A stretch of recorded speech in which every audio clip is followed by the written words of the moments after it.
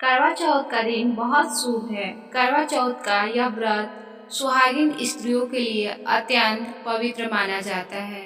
इस व्रत में महिलाएं अपने पति की लंबी उम्र, सुख और समृद्धि के लिए निर्जल व्रत रखती हैं और रात में चाँद देखकर व्रत का समापन करती है। अब मैं आपको करवा चौथ की प्राचीन कथा सुनाती हूँ। चलिए वीडियो को स्टार्ट करते हैं। प्राचीन समय की बात है। एक साहूकार था, उसके 7 बेटे और एक बेटी थी जिसका नाम कारवा था। करवा बहुत सुंदर, संस्कारी और अपने भाइयों की लाडली थी। साल भर बाद करवा की शादी हो गई और वो अपने ससुराल चली गई। शादी के बाद उसका पहला करवा चौथ आया। सास ने उसे व्रत रखने के लिए कहा। करवा ने मन से व्रत रखा और दिन भर पानी के उपवास किया। दिन भर बीता, शाम हो गई। करवा बहुत कमजोर महसूस कर रही थी, लेकिन उसने हिम्मत नहीं छोड़ी। उधर करवा के मायके में उसके साथ 2 भाई बैठे थे। वो अपनी बहन से बहुत प्यार करते थे। वे देख रहे थे कि करवा भूखी प्यासी बैठी है। सबसे छोटा भाई बोला, दीदी भूखी है, बेचारी कमजोर हो रही है, हमसे देखा नहीं जा रहा। बड़ा भाई बोला, पर दीदी तो चाँद निकलने से पहले कुछ खाएंगी नहीं, व्रत है उसका। तभी एक भाई को चालाकी सूझी, उसने कहा। तीसरा भाई, ऐसा करते हैं, चलो जंगल में जाकर एक आग जलाते हैं और छलनी में उसे आग की रोशनी दिखाकर कहते हैं कि चाँद निकल आया। सभी भाइयों ने योजना मान ली। वे जंगल में गए, एक पेड़ के नीचे आग जलाई और छन्नी के पीछे से आग की रोशनी करवा को दिखा दी।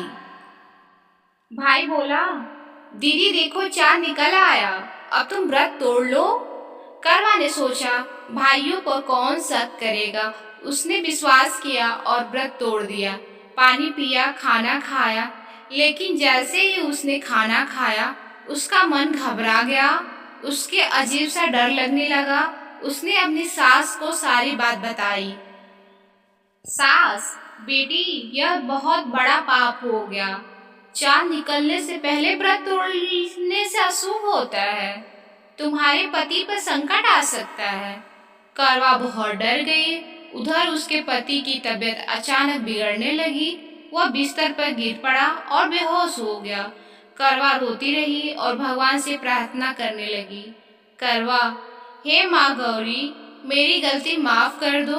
मैंने भाइयों के कहने पे व्रत तोड़ा, पर मेरा मन साफ था। मेरे पति की रक्षा करो। अब मैं करवा चौथ का व्रत पूरी निष्ठा और नियम से करूंगी, चाहे कुछ भी हो। बिना चाँद देखे अन्न और पानी ग्रहण नहीं करूंगी। भगवान ने उसकी प्रार्थना सुनी। धीरे धीरे उसका पति ठीक हो गया।